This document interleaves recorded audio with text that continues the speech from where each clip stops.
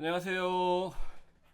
취준생들이 제게 자주 묻는 질문 100가지. 오늘 54번째 질문입니다.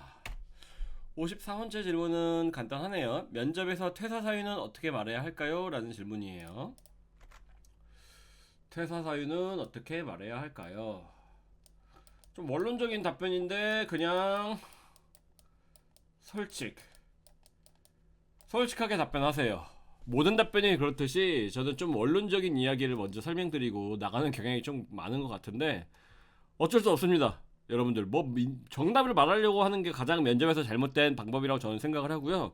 그냥 있는 그대로 솔직히 100% 까놓고 솔직하게 말하라는 게 아니라 일단 까놓고 솔직하게 말한 다음에 포장지를 좀 어떻게 예쁘게 입힐까 이걸 좀 고민을 해보시는 걸 추천드려요. 여러분 솔직하게 한번 가슴에 손을 얹고 질문을 한번 해보세요. 전 직장은 왜 퇴사하신 거예요? 퇴사. 왜 그만두었으며, 공백기를 왜 가졌으며, 왜 이직을 하려고 하시며, 왜 새로운 직장을 구하시는 거예요? 저한테 얘기한다고 생각하지 마시고, 그냥 스스로 한번 편하게 까놓고, 100% 까놓고 그냥 솔직하게 얘기해 보세요. 왜냐면 여러분 오해하지 마세요. 여러분 퇴사를 한 게 여러분들 잘못이 아니잖아요. 근데 왜 계속 숨기려고 하시는지 저는 가끔 퇴사 사유를 말하는 걸 왜 어려워하시는지 잘 모르겠더라고요. 그냥 일단 편하게 1번은 자 1번 솔직하게 얘기하라. 1번 2번 그 다음에 포장해라. 이렇게 말씀드릴게요. 이걸 다들 막연하게 하셔가지고 지금 포장하는데 어려움을 겪고 계신 거예요. 문제가 이걸 하셔야 돼요. 이거. 왜냐면 여러분들 퇴사를 한 건 분명히 100% 옳은 선택일 거예요. 여러분들 입장에서는. 왜냐면 여러분들이 뭐 스트레스를 너무 받아서 더 나은 삶을 살기 위해서 더 나은 커리어를 밟고자 퇴사를 하셨을 테니 여러분들이 퇴사를 한 것은 100% 옳은 선택일 겁니다. 저도 회사를 여러 차례 옮겨봤기 때문에 잘 알고 있는데요. 여러분들이 직장을 퇴사한 이유는 뭐 여러 가지 이유가 있을 거예요. 근본적으로 뭔가 전 직장이 거지 같았기 때문이죠. 이렇게 솔직하게 얘기를 해보세요. 근데 그 이후에 제 말은 그 거지 같은 이유가 무엇이었는지 구체적으로 스스로 질문을 해보시라는 거예요. 어떤 분들은 뭐 사람들이 거지 같기 때문이었다라고 답변하실 수도 있고, 어떤 분들은 직원을 대하는 인사 시스템이 너무 거지 같더라, 업계에서 너무 최하이다, 뭐 그것도 괜찮아요. 어떤 분은 직무나 업계 자체가 거지 같았다, 뭐 이런 얘기를 할 수가 있어요. 근데 적어도 거지 같다 해서 거지 같아서 퇴사했어요. 뭐가 거지 같냐? 사람이 거지 같다. 뭐 이런 이유가 있을 수 있죠. 그러니까 이런 식으로 계속 질문을 해보시라는 거예요. 왜 퇴사를 했는지. 사람이 거지 같았다면 사람이 왜 거지 같았는지를 고민해보는 거죠. 뭐 사람들 간의 가치관이 달랐는지, 의사소통 방식이 달랐는지, 어떤 게 거지 같았는지 이런 걸 고민하신 다음에 이걸 어떻게 포장을 할까 이걸 고민을 하셔야 되는 거예요. 이해되세요? 저는 예를 들어서 전 직장 상사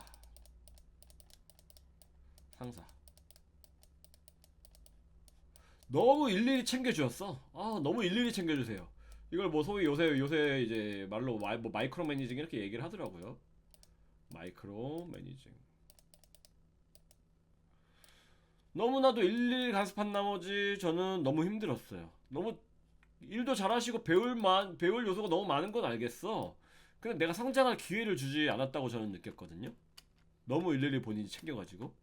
그리고 그 챙기는 만큼 본인의 이름을 딱 그 서류에다 박아 넣는 것도 잊지 않는 정말 커리어적으로 본받을 만한 분이셨기 때문에 저는 이분 때문에 퇴사했어 이건 그렇게 말을 하면 안 되죠. 그건 너무 솔직한 거니까 1%만 빼고 99% 관점에서 전 직장 얘기는 괄호로 쳐버리고 저는 자질구레한 일만 해나가다 주도적으로 성장해 나갈 수 없다. 이런 관점에서 상사 이야기는 완전히 빼버려요. 가로 열고 가로 닫고 해버리고 철저하게 업무적인 이야기로만 프레임을 짜가지고 내가 퇴사를 이런 이유 때문에 했다. 성장하고 싶어서 더 큰 일을 맡고 싶어서 또 조전적인 관점에서 일을 하고 싶어가지고 전에 하던 일은 어떤 관점에서 좀 지엽적이었는데 좀 시스템적인 관점에서 좀 정말 뭐 포부를 드러내는 방식으로 저는 좀 전투력이 좀 높아서 여러 가지 전투를 해보는 뭐 경험을 해보는 게 좋다라고 얘기를 했었거든요. 저는 정규군보다는 이제 뭐 게릴라전에 능한 사람으로서 뭐 이런 얘기를 했던 것 같아요.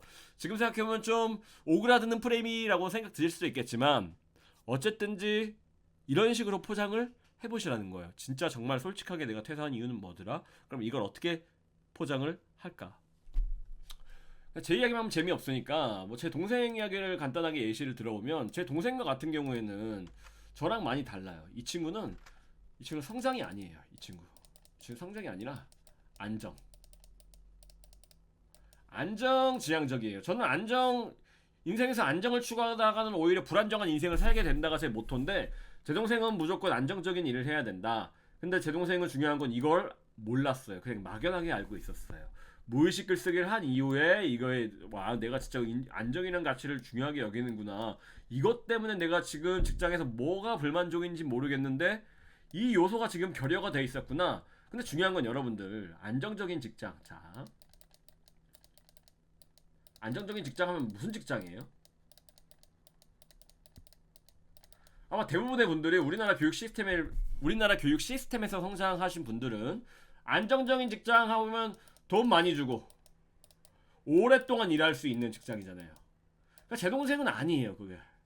이 친구는 돈을 그렇게 중요시 여기지 않아. 정말 훌륭한 친구인데 마인드가 오래 일하는 건 어느 정도 중요한데 돈이 중요한 게 아니라 이 친구가 생각하는 안정은 뭐였냐면요. 경제적이거나 뭐 경제적인 안정 뭐 이런 게 아니라 뭐라고 말해야 될까? 정서적인 안정이라 그래야 되나? 어떤 사회적인 안정 이런 걸로 저는 생각이 들었거든요. 이 친구랑 얘기를 할 때. 그러니까 이 친구가 말하는 안정적인 직장은 흔히 대부분의 사람들이 생각하는 인사 담당자가 생각하는 경제적으로 말하는 오랫동안 안정적으로 돈을 벌 수 있는 직장이나 업계가 아니라 지속성과 일관성을 담보로 비즈니스를 운영하는 직장 또는 그녀가 이제 이 친구가 만나는 이해관계자들이 굉장히 많을 거잖아요. 이런 이해관계자들의 변화 때문에 스트레스를 덜 받는 직장. 그래서 일관성을 담보로 비즈니스를 하기 때문에 신뢰가 곧 자산이 되는 직장. 이런 불확실성이 낮은 직장. 이런 직장이 이 친구가 생각하는 안정적인 직장이었다는 거예요. 이해되시죠? 그래서 이 친구랑 저랑 많이 달라서 또 예시를 들어드리자면 갑자기 생각난 거예요. 여기서 이제 마무리를 하려다가 이거 너무 중요한 이야기라서 얘기를 드리자면 뭐 성장과 안정이라고 말씀드렸어요. 근데 자 저는 왜 안정을 추구하냐면 저는 자본주의파예요. 이 친구는 민주주의파입니다. 예시를 들어드린 거예요. 여러분들이 이해 돕기 위해서 저도 민주주의 사랑하고 이 친구도 돈 좋아해요. 돈 싫어하는 사람 어딨어. 그쵸? 근데 저는 그래서 사기업 스타일이고 저는 이 친구는 공기업 스타일인 거예요. 이해되세요? 제가 무슨 말 하려고 하는지? 여러분들이 만약에 자 여기다 쓸게요. 사기라고 하니까 좀 이상하니까 자 다 쓰자.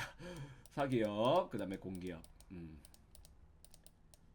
여러분들이 만약에 지금 퇴사 사유를 고민하고 계시는데 사기업에서 공기업으로 옮기려는데 퇴사를 어떻게 말할지 모르겠어. 혹은 공기업에서 사기업으로 옮기려는데 퇴사 사유를 어떻게 말할지 모르겠어. 그래서 아예 말 안 하는 친구들이 있거든요. 이거는 정말 제가 담보까지 못 해드리는데 9할 이상은 탈락할 거예요. 왜냐면 사기업의 채용 담당자거나 공기업의 채용 담당자거나 가장 큰 리스크 중에 하나가 뭐냐면 완전히 색깔이 다른 업계에서 넘어오는 거.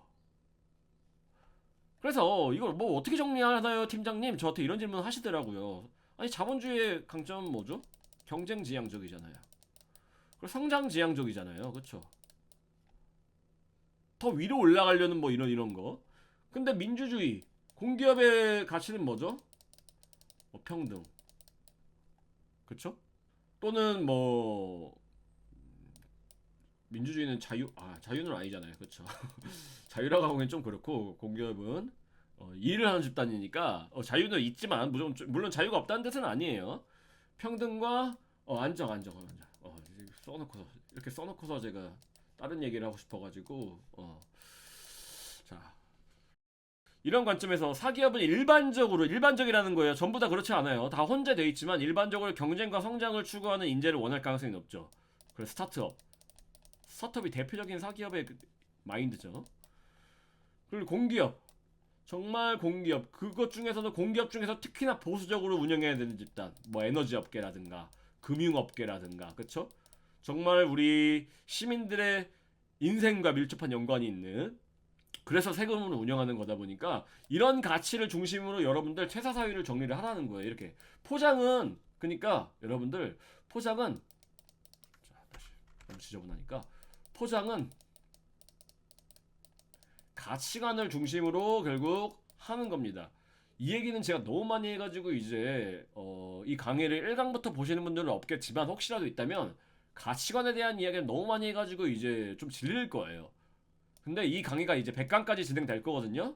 100강까지 진행되는 동안 저는 가치관을 계속 강조를 할 겁니다. 왜냐면 여러분들 취업을 하기 위해서 자기소개서가 어려워요, 면접이 어려워요 하는 분들은 나를 몰라서고, 나를 이해하는데 가장 중요한 요소는 가치관이다. 사실 가치관 중요한 게 성격인데, 성격은 성격에 대한 중요도는 조금 떨어지기 때문에 제가 나중에 뭐 이제 실제 업계 경력이 꽤 되시는 분들, 정말 자기 이해가 중요하다고 생각하시는 분들을 위한 강의가 있거든요. 자기 이해 강의가. 그때 얘기를 드리는 거고, 취업에서 비중이 성격은 좀 낮기 때문에 가치관 너무나도 중요하죠. 대부분의 문제들이 가치관과 관련돼 있어요. 그래서 결론적으로 정리를 해드리자면, 퇴사 사유는 솔직하게 답변하셔라. 솔직하게 까놓고 말을 해보시고 그걸 어떻게 포장할지를 고민해 보셔라. 그리고 그 포장지는 가치관이란 포장지로 엮어내는 거다 라고 말씀드릴게요. 잘 이해 안 되시면 오늘은 제가 칼럼을 하나만 갖고 왔어요. 이 칼럼이 좀 길거든요. 이 칼럼 하나 보면 무슨 말인지 이해가 되실 가능성이 높으세요. 네. 자, 잘 이해가 안 되시면은 저한테 언제든지 편하게 이쪽으로 연락 주시면 제가 친절하게 답변 드리겠습니다. 그럼 다음 강의에서 뵙겠습니다. 감사합니다.